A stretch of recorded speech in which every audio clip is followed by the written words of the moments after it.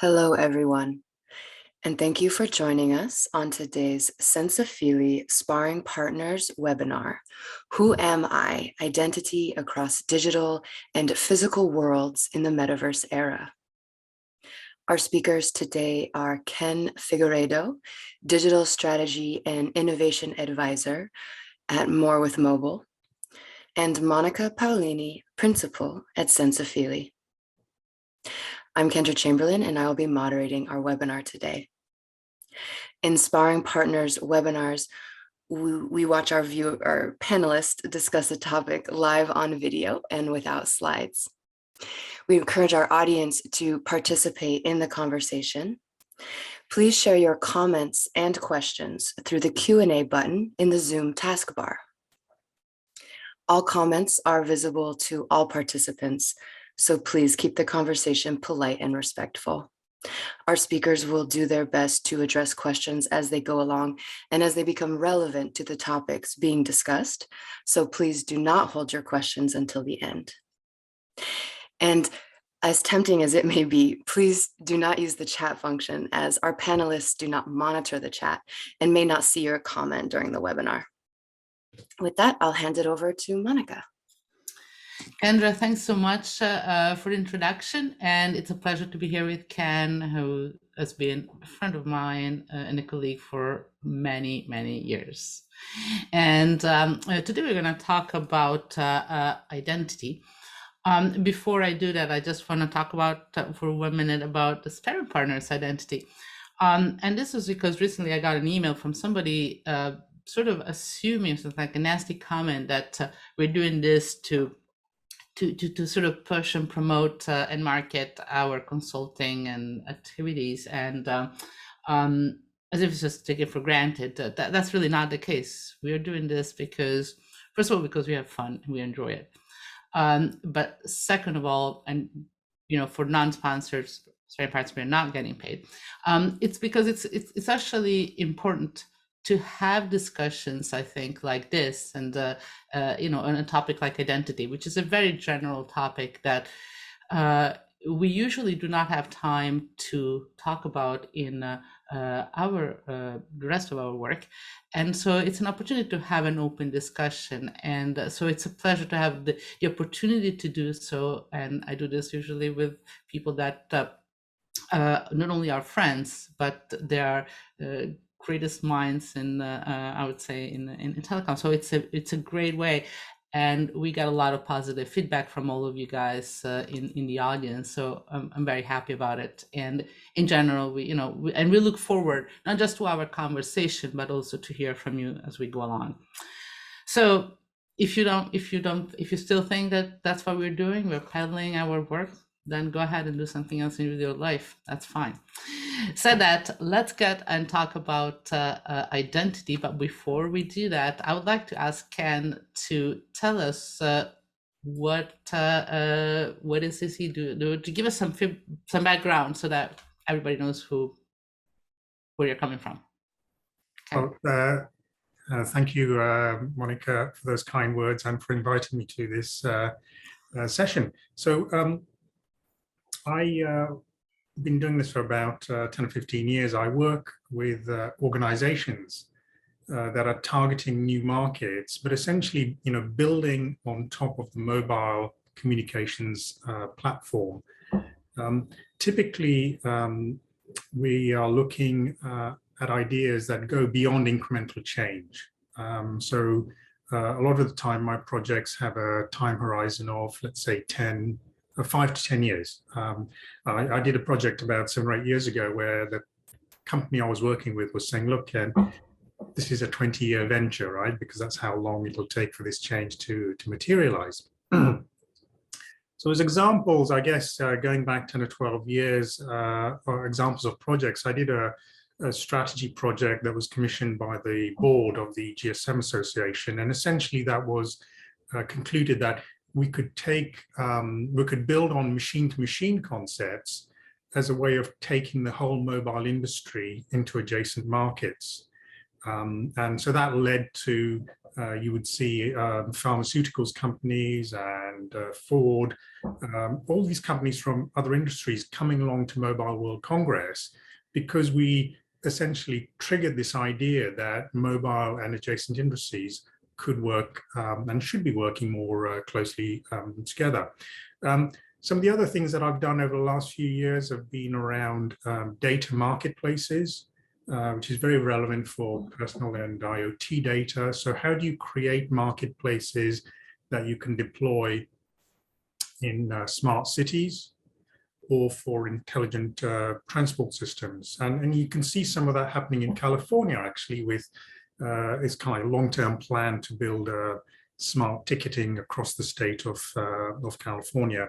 Some of the other stuff I've done more recently has been looking at AI for IoT. How do you bring the two more closely together? And then I'm just wrapping up some work on 6G, so the landscape for 6G and strategies that will shape the landscape for 6G. And so kind of just to close the loop, you know, we're going to be talking about identity. We're going to be talking about digital and physical worlds and the metaverse, and those are very closely wrapped up with 6G. And it's important to think about that now, because 6G commercially will be here in about 2030, but all of the planning and the pre-commercialization work is starting now. So it's important to start now to be ready for 2030. Yes, and in fact, when you suggested to talk about ID, I thought it was a great topic because I've been thinking about it for a long time, but never really had time to actually, you know, sit down and really think or do anything about it. But as you say, it's really important to think about it because clearly it's not part of the, you know, the air interface. But as we move forward, we want to be able to be ready. And I would say, even, you know, clearly we want to be able to be ready when the metaverse comes, when, you know, when 6G comes. But we already, in many ways, the metaverse is already here. Or we are really moving towards. So it's not going to be that on someday the metaverse is going to be on. It's an ongoing evolution, and I think that the way we're dealing with ID, it's already not quite good enough, far from ideal, and so it is true that we have a need moving forward, but there is already a need which is today. So let me talk about what is that we mean about identity first here. And there are different parts. So in the title is Who Am I? But really that's not just the question we're trying, it's a broader question. Is who am I with respect to my devices? And it's more than one device. It used to be that you have a phone, now we have multiple, pretty much every person has multiple devices they're connected to, and those devices connect to the network. So there is a device identity as it connects to the network. It's my personal identity, you know, that is related to those devices. And then there are services that I'm using with those devices. And those services might be specific to a device, or it might go across multiple devices.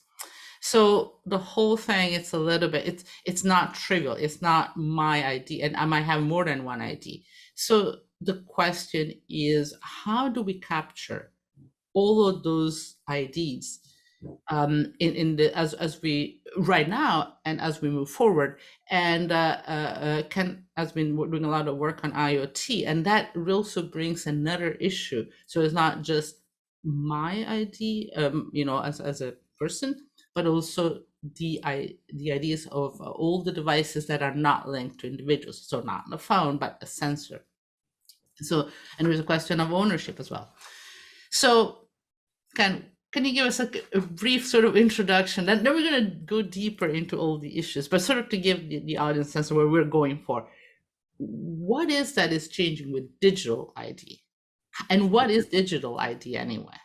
Okay, let me step back. Oh, yeah, sure. I mean, in the sense that, you know, we have a kind of like the audience will be coming along, and a lot of them will have a sort of telecoms background. I think one point I want to make is when we look at these concepts, we think about the application of those concepts, but strategically, you should be thinking about other applications of the concept. And an example would be SMS. Okay, so we had texting, you had kind of like online voting. There are a whole bunch of ways of using SMS that weren't really conceived about when it first came along. So I would apply that framework when you think about identity, that we have identity to solve a problem. Okay, who am I? Okay, how do I prove who I am? But we should also be thinking, actually, there are second and third and derivative uses of identity that are real commercial opportunities for the future. So it's not just about solving one problem. Now, when you come to identity, okay, so an identity is a piece of information that represents a person or an organization or an application or even a device, okay?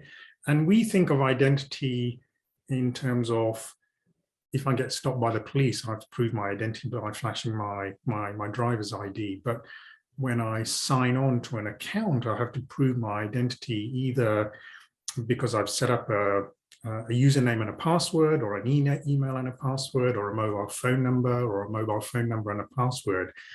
And they've kind of worked for the last, I don't know, 5-10 years, but the scale is becoming really difficult to manage now. Okay. We were talking about this, and I don't know how many, I think you said you had like 200 different IDs and passwords that you were managing. That's becoming clunky. Okay. So there are a lot of people and organizations focused on managing that sort of identity problem for now. But I think if you look a few years out, we'll go from looking at an identity to looking at a canvas of information. So for example, okay, you're Monica, but what else do I know about you? What do I know about your preferences, your tastes, your buying habits, your travel habits? What's your reputation like? Okay, I mean, I think for the most part, you have a really good reputation, apart from that one person who objects to you, pursuing commercial opportunities. So I think we should think about identity now and digital identity, but we should also think a little bit about how that will evolve and how kind of like the richness around your identity is going to become a lot more complicated, with a lot more organizations having a view on your identity, and then somebody wanting to collect different viewpoints about your identity to build up a rounded picture about you, either to sell more stuff to you or to deliver better services to you. Yeah, well, they already know. I mean, if you see the kind of ads that you're being served, clearly they know something about what my preferences are. And so there is a question of that there's information. It's also very valuable from commercial reasons, but also is something that I might want to protect to some extent for privacy reasons. And so we get entangled with, it's not just proving that it's me, but what does me mean in terms of, what information do I want to have? Do I trust the people that have access to that information? Absolutely. And that's sort of like an adjacent type of issue. Yes. So when you show your driver's ID to the policeman at the roadside, it says something about you, but the policeman is also looking at the source. Does that identity document come from a trusted source? So we also have to think, and I think this is one of the interesting things when we talk about, let's say, the cloud providers, the hyperscalers, the mobile operators, is they're helping you to identify yourself, but they're standing behind your identity, right? Their reputation for trust is part and parcel of that identity proposition. Yeah. Yeah. Absolutely. It's no use kind of like just developing and putting the technology out there. What you're doing is you're offering a service. So it's like, it's the technology plus the wrap around that kind of like makes it trusted and valuable. Yeah, and I think that, as we talk about, and I guess this is the reason why it's hard to talk about identity, because it's not really a technology issue. Well, it is a technology, but we have multiple technologies to address it. So the problem is not the lack of technology, is what is the best technology to meet our evolving needs, as individuals, as a society, as an economy, and as a service provider, more specific service provider, vendor, and everybody in the thing. And so the question is, we can continue. Right now, what seems to be happening is kind of a fragmentation. So everybody's doing a bit of the identity piece. So Google, Facebook have their own, the mobile operator have their own identity. So we're in a position where we have multiple identities as individuals using our devices. Every device has multiple levels of ID. And so the question that, it just seems to be so very unwieldy and complicated, and not really in a way that protects privacy. And because if you keep all this information separate, it's a indirectly a way to protect privacy, right? You have channels.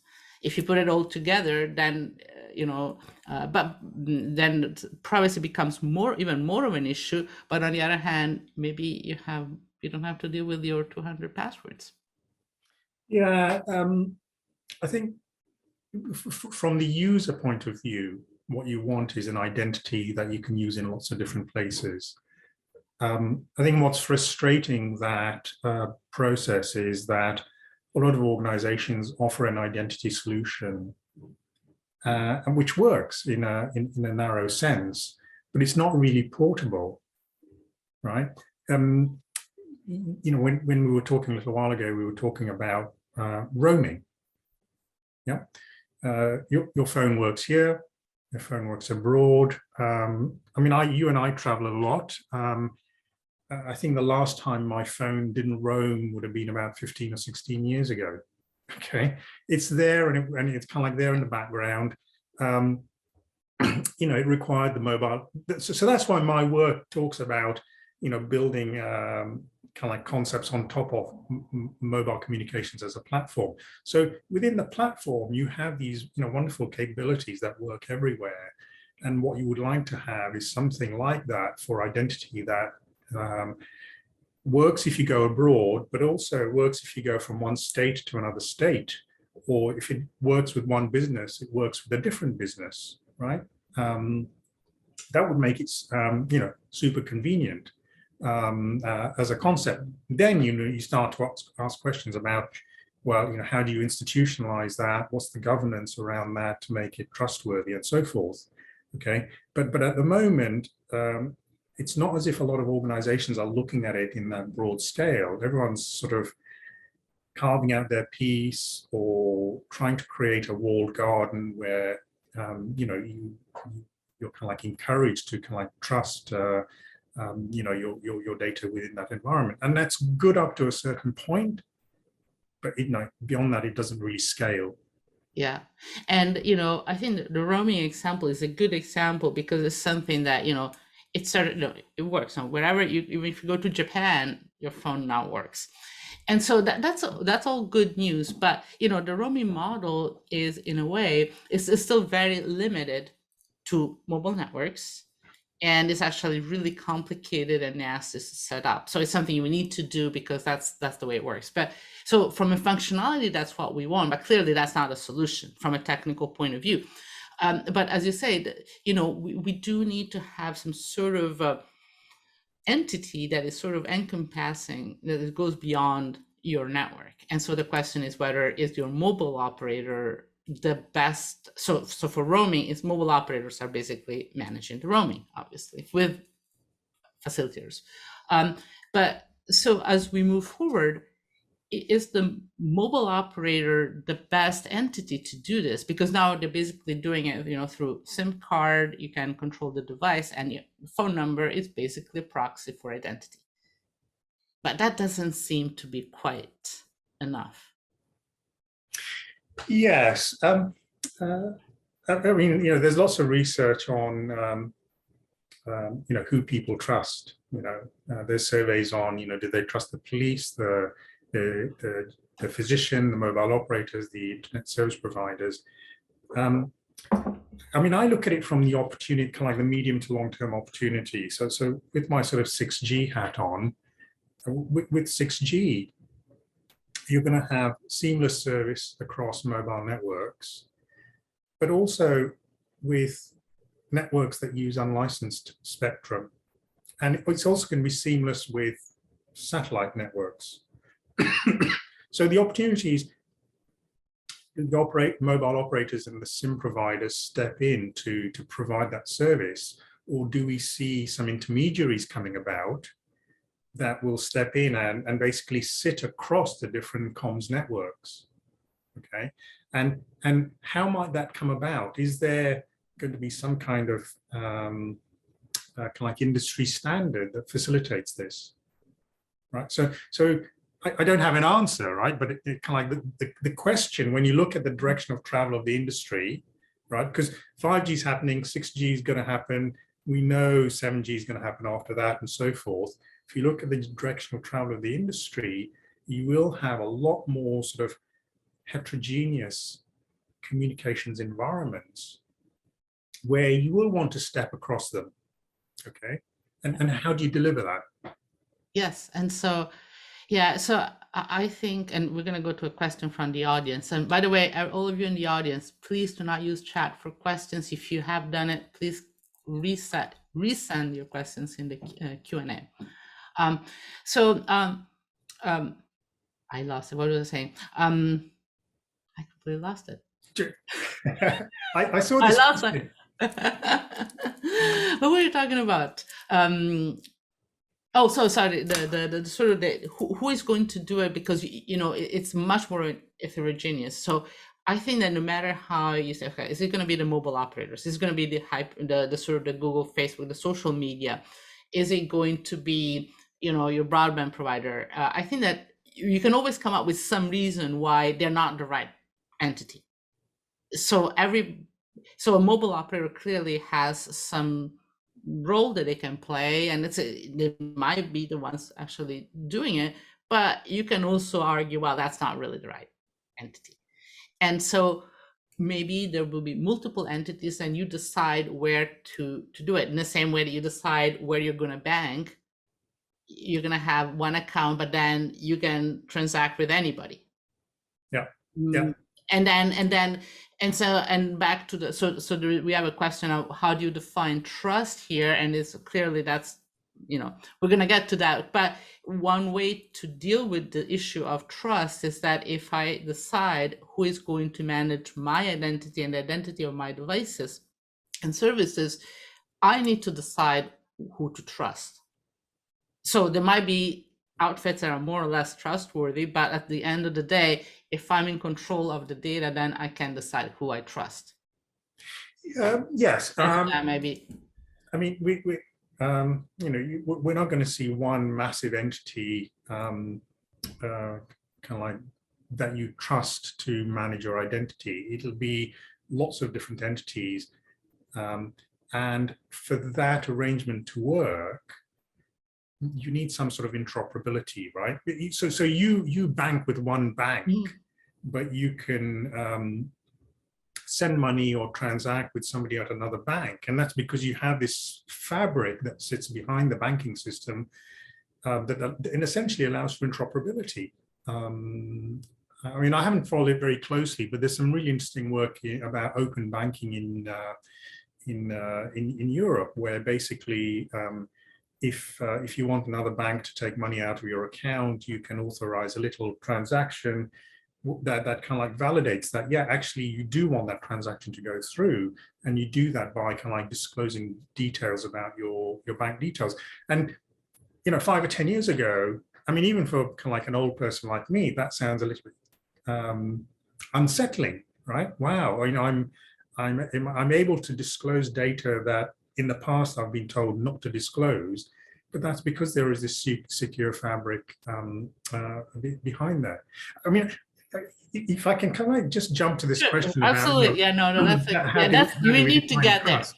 We cannot skip that question. How do we define trust? Yeah. I mean, I think that there are kind of like several different dimensions to trust. Okay, so if you want to trust me, or if you want to trust a device or an application, that application has to do what it says it does, right? Does it do what's on the tin, right? Does it have the capabilities to do what it says it will do? Then another dimension is there evidence? Like, if I look at past performance, is it delivering, right? Because so just because, you know, we're having some work done in the house and somebody said, oh yeah, you know, we can put up a wall. That's great. All right, you can put up a wall. Like, show me, you know, customer references, or show me walls that you've built in the past, right? So it's what they say, what are their capabilities, are they delivering on their capabilities?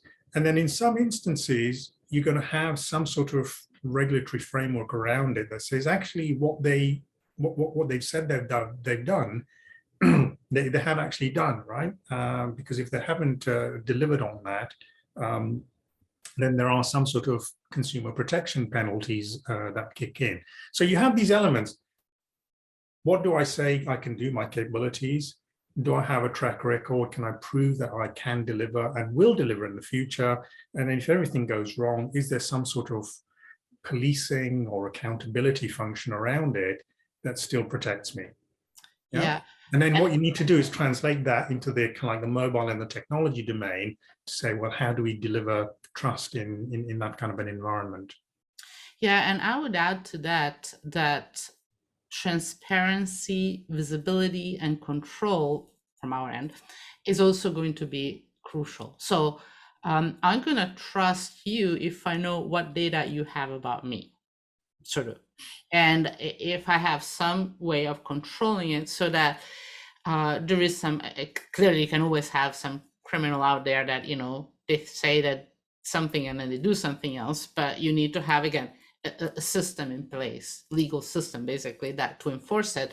But I think that a crucial element is clearly you can deliver, but also we need to have better transparency. And right now we don't have much of that. So we know that a lot of people know a lot about us. We kind of know, we can guess what it is, but we don't have it. Well, there are some exceptions to that. And it's getting better, but we need to know what information they have, what information we want to be public and to whom. So I might want to have my financial information, okay, to share it with the bank because it's necessary to do whatever I'm doing, but not with my friends. But my friends can see where I'm going on holiday. So I think that there is a lot, the ability to have this sort of visibility into this, which right now we don't have quite as much.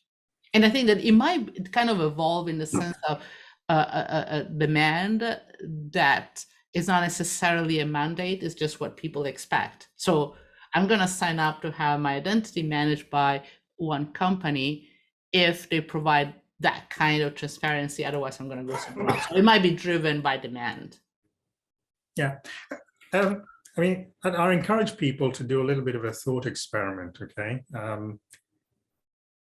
In terms of how they value kind of like their data, okay? So an example is, you know, if you use a kind of like a free service like Gmail or the Google Suite, etc., you can say, okay, notionally, I'm getting that for free. If I had to pay for it through a subscription service, what's the price of that subscription service? Okay, and very quickly you sort of realize that there are a lot of things that you're doing out of convenience or because they're kind of like, you know, free products, and you can kind of like calculate how much you value,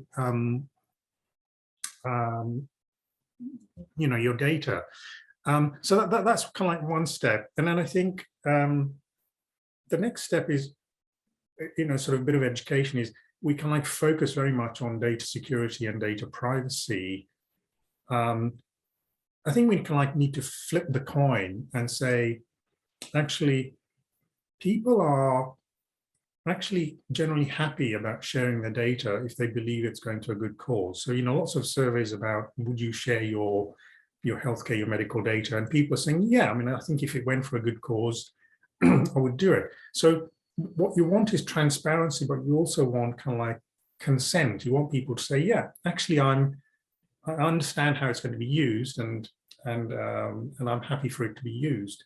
Now, the trouble is that's not very scalable. You can't have, tens of thousands, hundreds of thousands of people giving their consent. Somebody's going to have to sit above there and aggregate it and say, look, we've got a cross-section of people with, type 2 diabetes. They're happy to, and we've got them from all of these different countries and demographics and age groups. So there's kind of like a value additive step there. And a lot of people are starting to think about data stewards and data trusts as ways of facilitating this this new opportunity. Yeah, but you can imagine that, it might be difficult, but, you might have a way so you can choose your profile on how to share data, and then you can go and do your own settings. It shouldn't be a problem. I mean, I think that there will be a lot of value. And this is actually sort of related to another question, how this information will be used? Because right now, so the question is, this is from Jan, will it be used for the benefit of the consumer or rather to annoy him? Like AI marketing or for phishing and stealing and fraud. And I think that's the real issue, that the value of that information is very high because it can be misused in many ways, but it's also high because it allows you to do things. So if you have control over that data on how it's used, then, and again, if you have trust in whoever manages it, then it would be very helpful to. Yeah, I mean, kind of like the conundrum is your individual data is really not worth much. There used to be a calculator on the Financial Times many years ago. You could put in your data and then it would tell you what your data was worth. And I think mine came out to like 5 cents. Doesn't feel so good, right? But if I was about to buy a car, if I was about to buy a car, buy a house, or become pregnant, suddenly my data was worth 50 cents. Okay, so it's an interesting experiment. The asymmetry you have is your own data is really not worth much until you aggregate it, right? If somebody's got 100,000, 200,000, 500,000 data points, that then becomes valuable. So what you need is this data is being collected, right? There's a whole industry called the data broker industry that's building up profiles because they're collecting data from lots of different sources, cleaning that data and assembling it into a profile. Okay, so that's going on in the background. What you would like to have is some visibility into that. What do they have on you? What are they doing with it? I know I looked at this in 2014. The Federal Trade Commission had series of investigations into the data brokerage industry because they were concerned about shady processes, and so it kind of like comes back to this definition of trust question we dealt with earlier on. Is like there's something you can do, there's the way you behave. Ultimately, in some scenarios, you do need this sort of regulatory agency framework that's policing the system. Yeah, absolutely. I was sort of going through the other questions. So there is one question about we cannot even trust the government, and I think that I think that the role of government is to set up a policy or to set up what is legal and what is not legal. So that there is a role for the government, and actually it shouldn't be a technology discussion. It's more of a society discussion. So it's not just what you do from a technology point of view, but as a society, what is that we want? So it's more than, say, the FCC deciding something. It's wider. It's a wider issue. But I don't think that it would be the government role to manage that, the digital identity. And again, I would imagine that it would be more like an open type of I shouldn't say service, but something that is not necessarily a government thing. So my kind of like standard response is to say the government will become involved in some way or another. Yes. Okay, so I remember going to in Washington DC, which is where I live, in January. There's the TRB, the Transport Research Board, which is kind of like the big industry show for the transportation industry. And I went along to one of these sessions, and I was talking to a bunch of entrepreneurs about connected cars and autonomous vehicles. And I was like, so, what's your regulatory strategy? And their response was, we just want government to get out of the way so we can innovate and bring these products to market. And I was like, well, you may innovate for a couple of years, but these are safety critical systems that have an impact on the public, right? Right. When you put autonomous cars on the roads, it's going to interact with the general public. So there will be some sort of regulatory framework that comes along the route, right? And so if you're developing these ideas without thinking, well, what's my regulatory end game? How do I position myself to be on the right side of the regulator? You really are missing out an important part of your strategy. So I think the same is true with identity, that it may be provided by a government agency, it may be provided by the private sector or some sort of joint combination, but for sure there will be some sort of regulatory framework to ensure that it's functioning correctly and it's not disadvantaging consumers. That just seems like you have to plan for that outcome. It might happen in 2 years' time, it might happen in 7 years' time, but you have to have that on your roadmap. Okay. Yeah. Yeah. I think the other thing also, an anecdote, I was at a Smart Cities conference in Kansas about 5 or 6 years ago, and the organizers had flown in a panel from the Nordic countries. So there was, some Swedes and Norwegians there talking about smart cities. And, several of them made this comment. They said, look, you might not like, kind of like the government interfering in your life. And nobody really likes paying taxes, right? But they said, if you have some things you have to pay taxes for, and if you pay taxes, you set high expectations for the services that you're given. And they said, so we have great healthcare, we have great education, we have great, municipal services.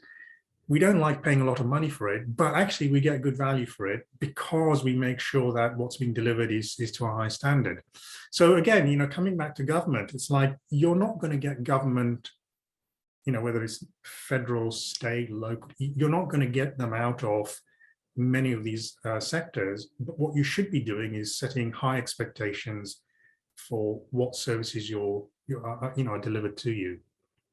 Yes, and so let me try to sort of summarize some of the questions, because we also want to go and talk about something else. So I think that there is so a lot of comments about having other countries like China, Russia, North Korea collecting data.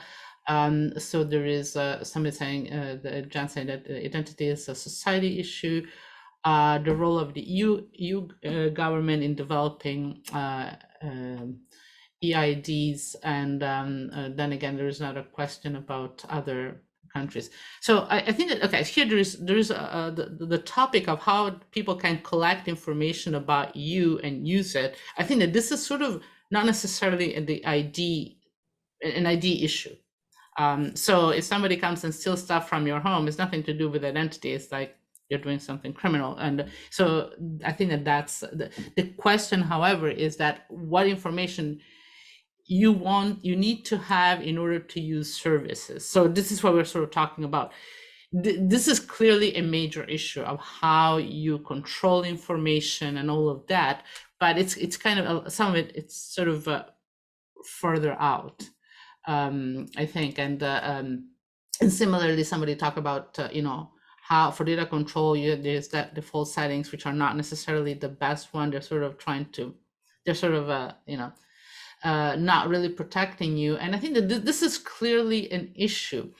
But let's say, and this is not to say that, again, this is a big issue, but from an identity point of view, I think that the question is how to use it, for instance, to manage multiple devices, to have the devices to know it's you when you have an IoT device. So I think that those are kind of a little bit more specific topics we are getting into. So maybe we can talk a little bit about, so IoT device, because, on a phone to establish, from a phone, it's very easy. It's your phone, we know how that works. But with all the IoT devices that you have at home or in industrial IoT, how do we think about it? Because some devices, the sensor doesn't even have a keyboard, so you can't really set up things the same way. They don't have a SIM card. Yeah, well, again, there are kind of like multiple dimensions to this. I mean, you have kind of like fairly, let's say, basic sensors with limited processing power, okay, all the way through to your smart TV, okay, which is a device, or your voice device in your home, which in a sense is an IoT device, which is much more powerful, okay. Now, for now, what we have is kind of like applications or systems where they're kind of like relatively enclosed. So the kind of the service provider is responsible for managing the identity of the devices, okay, and they will have kind of like supervisory functions to ensure that the devices are the actual devices and registering on the applications and delivering the services. It becomes a bit more challenging once you want to move data across those kinds of boundaries. The examples I would give are smart places, so the airport, transport hubs, a factory where you have subsystems that are delivered by many different suppliers, where you want to move data, let's say from let's say you have environmental sensors in a factory, and you want environmental sensing data to go down to the production cell to understand how the environmental conditions might affect production. Which reminds me, actually, there was a study that came out recently that said that the performance of chess grandmasters deteriorates if the environment is not properly aerated. So if you have a buildup of certain kinds of particulates and it's quite small, they make more mistakes. So you can imagine, if you're in a paint shop or in manufacturing something to a high tolerance and then the environmental conditions change, you might want to know about that for your manufacturing process. Now you have this challenge of how do I move data across boundaries, okay? So there is a solution, because the system is integrated, can come along and build that solution and kind of like extend the identity envelope around that system. But if you go to a transport hub, you walk into a transport hub and you have a device. What you want is that device to interact with the airport systems and say, hello, I'm a new device. I would like to talk to you. And then the airport systems would like to say, yes, that's a real device. It belongs to such and such a person. And by the way, they like tea, not coffee. So if I'm going to send them any coupons or whatever, I should be sending the right coupon to them. So how does that kind of like handshake occur between a completely new device coming into an environment? How does it identify itself? And then how does it share its profile so that you are actually getting better services or better coupons in what's offered to you? So there's a lot of work going on in the area of interoperability, semantic interoperability, kind of like native AI for 6G networks that are attacking these kinds of problems. Yeah, and I think it's really fascinating because you can have a device that is produced, say, in Japan, but then it shows up somewhere in the US in a place you want to be part of the network, but then you might move it somewhere else. So there is a question of, it's not a network specific type of thing, because it could be a branch of a different company, but it could be a different company. It could be my home. I have something, I give it to you, use it in your home. So you want to make sure that the ownership is transferred, but it's the same device. So there is a lot of levels there that we should really, I think, be thinking about. And then as there is a question from Jan about, the IoT robot cleaner might collect information that can be used by a criminal. And that's actually something that has started to happen for actually it was like someone controlling somebody else's cameras, or the ex-husband or whatever, So they're sort of on the borderline of, it's allowed but not legit. It's possible because of, but not the kind of thing you want to happen. And so I think that there is a big issue in terms of security, because it's important to have these IoT devices to share data with the people, with the entities that should have access to it, but we need to make sure we protect so that information doesn't go out. Yes. So it's a sort of again, like with personal identity, there is information that it's valuable, but you want to keep private. Yeah, I mean, there's kind of like a risk-reward exercise that you have to go through. So, there have been, I kind of like bring a couple of questions together about these topics from Jan. So, let's say you have, bad actors that are collecting data about you. You have to also weigh that up against how that data could be used against you. Okay, so people are concerned about data from the kind of like the sweeping robots or smart devices in their home.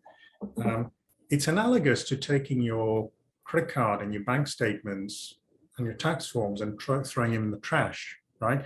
Do you throw them in the trash or do you shred them, right? Because what you're doing is you're trying to protect yourself. Okay, so if you think about these smart devices in your home, you have to think, well, is my household, is it worth a criminal targeting my household? Okay, and in in many cases that may be true, right? You may have some kind of like valuable assets or whatever in your home that you don't want somebody coming along and stealing you, or you might not want somebody observing your behavior, like how you spend your day. Okay, so what can you do to protect that? I think to kind of like Jan's earlier question about foreign states collecting data on us, it's very unlikely that a foreign state is going to target you individually, but what might happen is a foreign state might target a collection, like if they took over all of the AC units and electrical appliances in households in a large neighborhood, could they interfere with the grid, right? And then there's not much you can do. I mean, there's a certain amount you can do, but really you're looking for kind of like an agency to be addressing that issue and that risk. Yeah. So it's like, protect your data, be aware of how your data is being used, how your identity is being used, but in the context of what are the risks to you and what are the risks to your neighborhood and then society in general. Yeah, and I guess you're right. I mean, some of and which I guess is back to your data being worth only 5 cents is only so the single device might not be worth a lot, but on the other hand, collectively, it's really so I think that this opens a lot of issues, because clearly you do not have you think that you have your temperature sensor. You might say, well, whatever, who cares about the temperature, but then it could be that in aggregate, and then there are all sorts of issues that we need to be careful about, and there is the issue of ownership. Now we have another question, which is in the virtual, about the multiple identity from Klaus. In the virtual world, we have many identities. Look at Wi-Fi and the open roaming concept. I think that this is actually very interesting, and because still most of the traffic that goes through our devices is actually through Wi-Fi in terms of just volume. Okay, so but on the other hand, when you look at it, if you have in your phone, your identity is mostly still managed by your mobile operator, I would say. Although that's not true for all the applications you run on the phone. But then, so Wi-Fi is basically staying somewhat out of it, and with open roaming, there is the attempt. I mean, it's called open roaming, but it's actually not just a roaming structure. It's basically it's an identity structure. So it allows you to roam on different networks, but it's not the roaming as the cellular roaming per se, although it comes from there and allows that too, but it's more than that. And I think it's interesting because you just I think it's really an important concept in the sense that we need to think about identity as not being tied to a specific network, because whatever device we have, with some of the devices that work across different networks, and we have different devices for different networks. So and this is why I think that the role of mobile operators might see their role diminished in terms of being the setters of a digital identity, because we do not want to be tied as individuals to necessarily to a specific network, not only because we can change the operator, but because we're just going to need to use different channels, different technologies on top of different services. Yes. There's no way to go back to anything else, Yeah. So, in some of my reading around kind of like the progression from 4G to 5G to 6G, what strikes me is that historically identity has been linked to connectivity. Okay, I want to connect to a network. I want to connect to a Wi-Fi hotspot. But with 5 and 6G, you're moving more towards service-based architectures. And in that kind of a future, applications and consumers will want to connect to a service. Okay, so I think this is both a threat and an opportunity for the mobile operators. Is like, how do you shift your thinking from actually I'm using identity for connectivity and logging on to I'm using identity to deliver a service, and then I can it's like I might watch a soccer match on one device, and then I'd like that match to be able to watch it onto a different device, and I don't really want that service interrupted. Right, so I'm not thinking about connectivity. I'm thinking I'm watching this game and I want to carry on watching it. I move indoors, outdoors to indoors and device to device. So how do you think about delivering service, a continuous service, using identity and profile information, as opposed to, I can connect to network X and then connect to network Y, and then whatever happens above, well, I'm agnostic to that. Well, you shouldn't be. You should care about what's happening above, because that's where people are paying. That's what people are paying money for. Yeah. So see, if you want to capitalize on these opportunities higher up the kind of the value stack, the technology stack, you have to start thinking about how those services will be delivered and how you have a say in how those services are delivered. Right. So you might have continuity of connectivity or quality of service capabilities in the network that you can expose, right? Those are ways of making money out of delivering that better service. Yeah. The question though, but the question of who is the right entity to do this?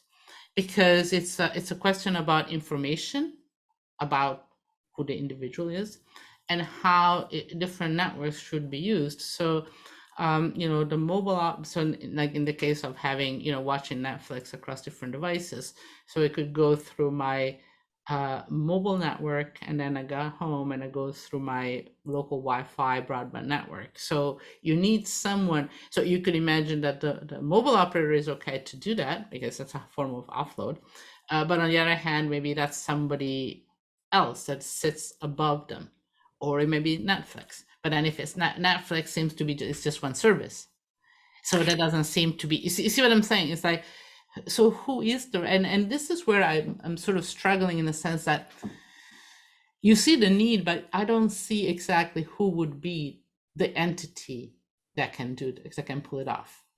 And maybe we don't need to. Maybe we're just gonna have a collection that your identity is a collection of. Yeah. Yeah, I mean, it's not clear who's kind of like representing the interests of the consumer. I mean, what I would say is, for this to work, for it to be affordable and convenient, it needs to happen at scale. Okay, so if it's going to happen anywhere, it's going to happen either in the environment, let's say, of the GSMA, or more likely in the environment of 3GPP, the standardization body. And if it happens that way, you have a standard that's ubiquitous, and then anybody can come in and offer to manage identity or offer services based on the standard, and their competitive advantage will be we're better at offering this service. Okay, so I mean, I find it frustrating that a lot of the IoT activity, you'll find mobile operator A competing with mobile operator B, not realizing that utilities or transport companies are also competitors because they can use capabilities in the mobile platform to offer a better service. So, you know, there needs to be a kind of like a reorientation of who you're competing with and how you, you know, how you can like deliver a really high quality of service.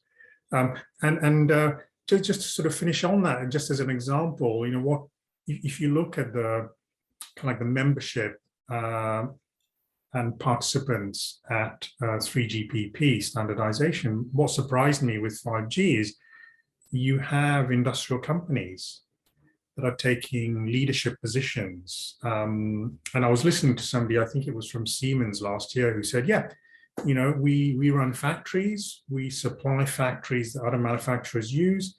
We know what their use cases are and their requirements are, and we want to reflect those requirements in mobile networks. So we're going to 3GPP to make sure that those requirements are reflected in the standards. Whether the mobile operators are looking at all of these opportunities and then making sure somehow that those opportunities are reflected in the standards, that's an industry challenge, right? Yeah. And that's happening on the kind of like the private networking enterprise side because they see the value. Okay, on the consumer side, it's not clear who sees the value apart from, you know, the social media companies, right? Because they have these large bases that they're trying to protect. So if they could either develop standards within their walled garden and survive because they just have the scale, or they may say, well, in the future, we need to, you know, our metaverses, right, are going to have to interoperate. Mm-hmm. So how do we make sure that if somebody buys a token or a digital asset in one metaverse, they can take it to another? Yeah. Yeah. And well, I guess there is a question whether it is 3GPP or somebody else, but I think that is that there is a scope for, it's an opportunity, and there's going to be different solutions, hopefully, coming up that do not require 200 passwords. Now, we only have a couple of minutes, but I wanted to go and sort of flip the issue, which is, okay, so we're talking about digital identities, how good they're going to enable all those services, but aren't we in a situation, and it's kind of, that is more the dystopian view of the metaverse, that is it going to be our digital identity that is going to shape how we prove or our physical identity? So right now, for instance, if I want to show my vaccination status, I don't have a, I mean, actually I do have a card, but nobody uses a card. I mean, well, some people do, but you know, you use a phone. You know, and that has been, that's so who I am. Well, who I am in terms of like my vaccination status is the device, is my digital identity that is showing. So it's no longer that the device is a proxy for me. I'm a proxy for the device in a way. So yeah. You know what I'm saying? So is there a risk of that happening, and how bad is it, or is it a good thing? Yeah, I mean, it's certainly it's a function of what you commit to your, in a sense, your digital wallet. You know, I think people are learning about this. If you look at the younger generations, and you know, you say, well, are you worried about what you're posting on social media? You know, we're starting to see people going back and scrubbing their timelines because they want to get a job. right? Or a politician wants to show that they didn't vote for something. So yes, we as individuals also have to start thinking that our identity is also about what we've done in the past. What we want to show to the world, but also what we've done in the past. And so people are looking back at what their past tells them about themselves today. I mean, that's true in the physical world too, but we have much more control. And the people, they might not remember what you did 10 years ago just from remembering, and they don't have a way to share it. Yeah. So in a way, it's nothing new, but the way that information can be used is much more powerful. Yeah. And it's accessible. So, I might not even remember the first time I voted, how I voted, but I'm sure that now a lot of that information is actually available. I can see, if you Google yourself, you find all sorts of scary stuff there that you didn't know existed, but it does. So you want to, anyway. Okay, so on that note, I think we need to move on. And it was a fascinating discussion. And thanks for all you in the audience. So we didn't get to all the questions, but we tried to get as many as we can. It was great to hear from you as well. And Ken, thanks for sharing your thoughts with us today. Very good. Lovely to have been here. Thank you. And Kendra, back to you. Okay, great. Thank you, Monica. That will conclude our webinar for today. A recorded version will be available on demand on the sensafili.com website in the coming days. Thanks to our speakers and thanks to our audience members for those great comments and questions today.